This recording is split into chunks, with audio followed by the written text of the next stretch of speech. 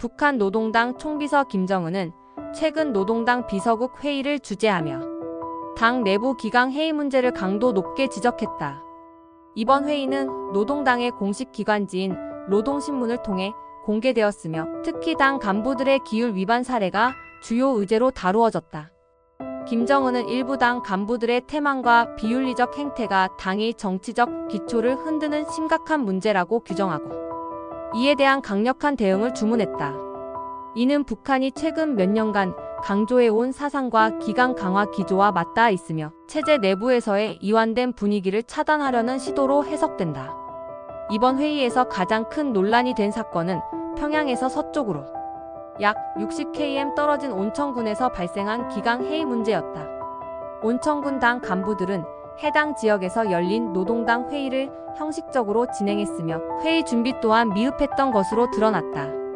북한의 당 회의는 단순한 행정적 절차가 아니라 사상적 교육과 조직 강화를 위한 핵심적인 수단으로 여겨진다. 따라서 회의를 형식적으로 운영하는 것은 단순한 업무 태만이 아니라 당에 대한 충성심이 부족하다는 정치적 문제로 간주된다. 노동신문은 이들의 행동을 형식적으로 진행되었다 형식적으로고 비판하며 이를 단순한 절차적 오류가 아니라 사상적 해이로 규정했다. 문제가 된 것은 단순한 형식주의만이 아니었다. 회의가 끝난 후 온천군 소속당 간부 40명이 집단으로 술을 마시며 방탕한 행동을 했다는 사실이 밝혀졌다. 북한에서 음주는 금지된 행위가 아니지만 국가 기강을 흐리는 과도한 음주는 정치적 문제로 해석될 수 있다. 북한의 영업한 노동신문은 이들을 부패한 집단 커럽트 그룹이라고 지칭했으나 원문인 한국어 기사에서는 더욱 강도 높은 표현이 사용되었다. 썩어빠진 물이 썩어빠진 무리와 방자한 오합지 졸 방자한 오합지 졸이라는 표현은 단순한 규율 위반이 아니라 당의 권위를 훼손하고 체제 내부의 기강을 해치는 도덕적 타락으로 이 사건을 규정하려는 북한 당국의 의도를 반영한다. 이에 따라 노동당은 온천군 당위원회를 즉각 해체했으며 관련된 40명의 간부들은 엄중한 처벌을 받게 될 것으로 예상된다. 공식적으로 이들의 처벌 방식은 공개되지 않았지만 북한의 과거 사례를 고려하면 이들은 최소한 사상 재교육이나 강제 노역 등의 처벌을 받을 가능성이 높다. 북한은 역사적으로 음주 및 기타 기강 해이 문제를 정치적 숙청의 수단으로 사용해 왔으며 이번 사건도 내부 단속을 강화하기 위한 경고성 조치로 볼 수 있다. 북한에서 술은 단순한 기호식품이 아니라 중요한 문화적 사회적 역할을 한다. 북한 사회에서는 술이 다양한 행사에서 필수적인 요소로 자리 잡고 있으며 국가 차원에서도 이를 활용하여 체제 결속을 강화하는 경향이 있다. 예를 들어 결혼식에서는 신랑과 신부가 친척 및 지인들과 함께 술을 마시며 축하하는 전통이 있다. 또한 장례식에서는 슬픔을 나누는 과정에서 술이 사용되며 김일성, 김정일 등의 지도자 생일이나 주요 국가 행사에서도 술이 제공된다. 이러한 문화적 특성은 북한이 술을 단순한 음료가 아니라 사회적 관계를 강화하고 이념적 결속을 다지는 도구로 활용하고 있음을 보여준다. 북한은 국가 주도로 주류 산업을 운영하며 대표적인 국영 주류 브랜드를 적극적으로 홍보하고 있다. 특히 2002년부터 생산된 대동강 맥주는 북한의 대표적인 맥주 브랜드로 자리 잡았다. 북한 당국은 대동강 맥주를 세계적인 수준의 품질을 자랑하는 맥주라고 선전하며 이를 체제 선전의 수단으로 활용하고 있다. 맥주뿐만 아니라 북한은 2009년부터 평양 소주를 본격적으로 생산하며 이를 국가 대표 술로 지정했다. 평양 소주는 쌀과 옥수수를 원료로 한 전통적인 증류주로 알코올 도수가 25%에 달한다. 이는 한국의 대표적인 소주 브랜드인 진로 참이슬 오리지널의 20.1%보다 높은 도수로 북한의 주류 문화가 남한보다 상대적으로 강한 도수를 선호하는 경향이 있음을 시사한다. 북한 당국은 자국의 주류 산업을 체제 선전의 일환으로 활용하고 있으며 이를 적극적으로 홍보하기 위해 우표를 발행하기도 했다. 2022년에는 대동강 맥주를 홍보하는 우표가 발행되었으며 2023년 3월 15일에는 평양 소주를 담은 우표가 새롭게 등장했다. 이러한 움직임은 북한이 술을 단순한 소비재가 아니라 국가의 경제적 성과와 체제의 우월성을 강조하는 도구로 활용하고 있음을 보여준다. 특히 대외적으로 경제 제재와 식량난 등으로 어려움을 겪고 있는 상황에서도 이러한 우표 발행을 통해 체제 내부의 안정성을 강조하려는 의도가 반영된 것으로 볼 수 있다. 그럼에도 불구하고 북한 주민들의 음주량은 남한에 비해 상대적으로 낮은 편이다. 이는 경제적 요인과도 관련이 깊다. 북한에서는 1리터의 술 가격이 옥수수 1kg의 가격과 비슷한 수준으로 이는 하루치 식량 가격과 맞먹는 수준이다. 따라서 일반 주민들에게 술은 쉽게 소비할 수 있는 품목이 아니라 경제적 여유가 있는 특정 계층이 즐기는 사치품에 가까운 존재일 수 있다. 반면 남한의 경우 1인당 연평균 음주량이 북한의 2배 이상이라는 점을 감안하면 음주에 대한 접근성과 경제적 여건이 음주 문화에 큰 영향을 미친다고 볼 수 있다.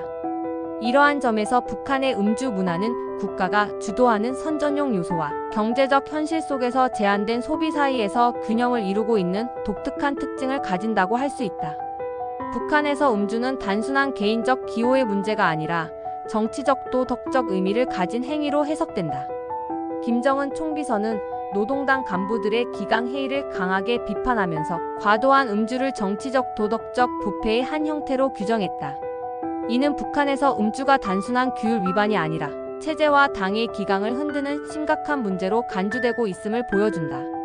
북한에서는 술을 즐기는 것이 허용되지만 개인의 행동이 당의 규율을 어기거나 공적 임무 수행에 지장을 주는 경우 이는 체제에 대한 불충으로 해석될 수 있다. 북한에서 기강회의와 관련된 숙청 사례는 과거에도 반복적으로 발생했다. 특히 음주와 같은 개인적 행위를 빌미로 정치적 숙청이 이루어진 사례도 많다.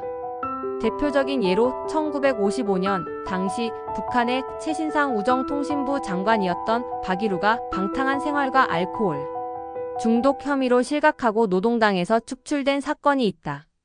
당시 북한 지도부는 그를 단순한 알코올 중독자가 아니라 비도덕적인 타락한 인물로 규정하면서 그의 정치적 입지를 완전히 무너뜨렸다. 이는 단순한 개인적 행동이 아니라 당이 정한 규율과 도덕적 가치에서 벗어난 행동이 정치적 숙청의 명분이 될 수 있음을 보여준다. 김정은 체제에서도 이러한 흐름은 계속되고 있다.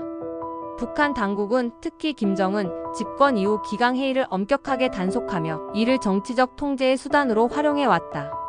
당 간부들의 부패와 기율 위반을 처벌하는 것은 노동당 내부에서 강한 경고 메시지를 전달하는 역할을 한다.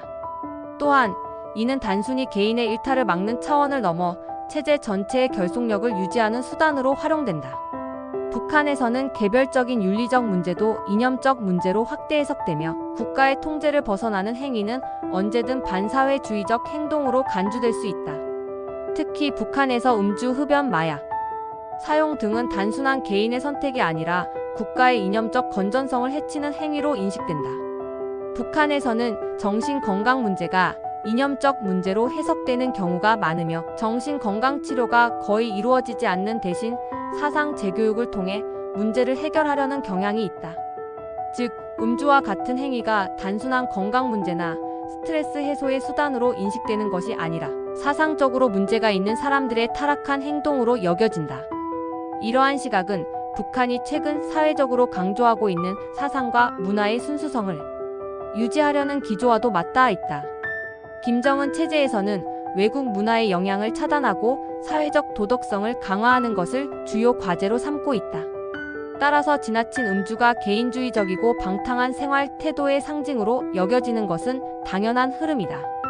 이는 북한이 사회주의적 가치관을 유지하면서도 내부적인 결속력을 강화하기 위해 더욱 엄격한 도덕적 잣대를 적용하는 이유이기도 하다.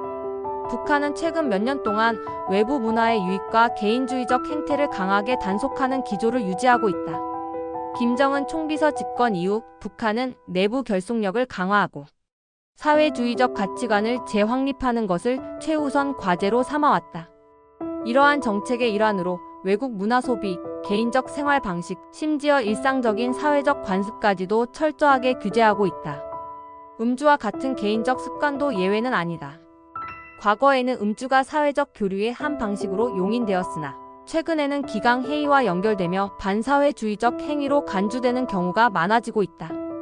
이러한 흐름 속에서 북한 당국은 외부 문화의 영향을 사상적 오염으로 규정하며 이를 철저히 차단하는 정책을 시행하고 있다. 대표적인 사례로 외국 영화 드라마 시청, 해외 음악 청취, 외국 패션 스타일 모방 등이 엄격하게 금지되고 있다. 북한에서는 외국 영화나 드라마를 불법으로 시청하다 적발될 경우 최소 수년간의 노동교화형을 선고받을 수 있으며 유포한 경우에는 더욱 강한 처벌을 받을 수도 있다. 특히 남한의 대중문화 콘텐츠는 북한 주민들에게 큰 영향을 미칠 수 있는 요소로 간주되어 이를 단속하는 데 집중적인 노력이 기울여지고 있다. 또한 북한은 사회적 행동과 생활 방식에서도 집단주의적 가치를 강조하며 개인주의적 요소를 배격하는 정책을 강화하고 있다. 예를 들어 최근 이혼한 부부들이 반사회주의적 행동을 했다는 이유로 노동교화형 노동수용소형을 선고받은 사례가 보고되었다. 북한에서는 결혼이 단순한 개인 간의 관계가 아니라 사회적 단위인 가정을 유지하는 필수적인 요소로 간주된다. 따라서 이혼은 단순한 가족 내 문제를 넘어 집단주의적 가치에서 이탈하는 행위로 여겨질 수 있다. 이뿐만 아니라 북한에서는 특정한 식문화조차도 반사회주의적 행동으로 해석될 수 있다. 근 북한에서 길거리 음식으로 핫도그를 판매하던 사람들이 처벌을 받았다는 보도가 나왔다. 북한 당국은 이러한 음식 판매 행위가 자본주의적 사고방식에서 비롯된 것이라고 주장하며 허가되지 않은 상업활동을 엄격히 단속하고 있다. 이는 개인이 이윤을 추구하는 행위를 자본주의적 요소로 간주하고 이를 배격하려는 의도의 일환으로 볼 수 있다. 이러한 흐름 속에서 음주에 대한 탄압도 같은 맥락에서 이해될 수 있다. 북한은 개인의 생활 방식을 철저히 통제하며 체제 유지에 위협이 되는 모든 요소를 제거하려는 전략을 취하고 있다. 노동당 간부들의 음주 문제를 대대적으로 다룬 것도 단순한 도덕적 문제를 넘어 당 내부의 규율을 강화하고 개인주의적 태도를 억제하려는 의도가 깔려 있다. 북한의 이러한 정책은 체제 내부의 결속력을 유지하는 동시에 외부 문화의 영향을 차단하려는 국가적 차원의 전략으로 이어지고 있다.